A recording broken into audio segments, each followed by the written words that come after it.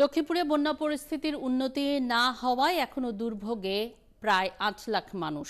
জেলার ১৯৮টি আশ্রয় কেন্দ্রে প্রায় ৩০,০০০ মানুষ আশ্রয় নিয়েছেন। দুর্গত এলাকায় দেখা দিয়েছে খাবার, ওষুধ, স্যালাইন ও বিশুদ্ধ পানির সংকট।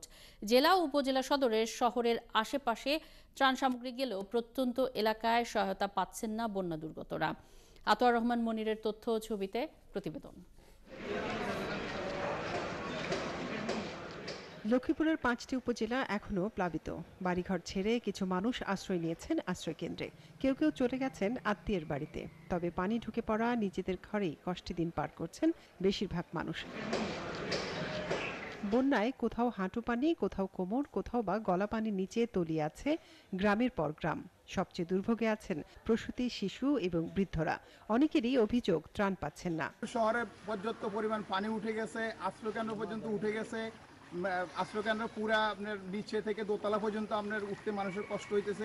খুব অবস্থা খারাপ যাইতেছে। যে আশ্রয়কেন্দ্র চালাইছে সেদিগণ এখন পানি আসতেছে, মানুষের খুব দুর্দিন যাইতেছে।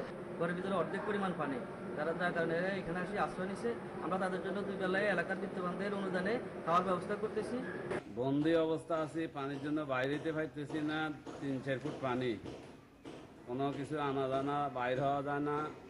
এদিকে পানির স্রোতে নোয়াখালীর মুসাপুরের স্লুইস গেট ভেঙে যাওয়ায় ডাকাতিয়া ও রহমতখালী খাল হয়ে পানি ঢুকছে লক্ষ্মীপুরে।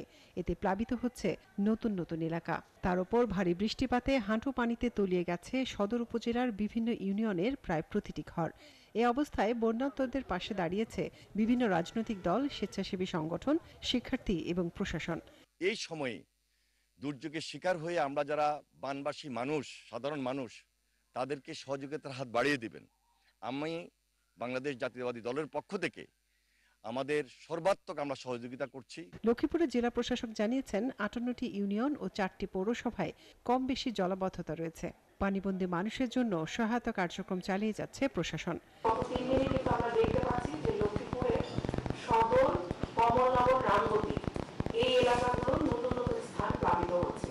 দিনের পর দিন পানিবন্দী থেকে দুর্ভোগ বেড়েই চলেছে বন্যার্তদের। এই অবস্থায় সবার কাছ থেকে ত্রাণ সহায়তা চেয়েছেন তারা।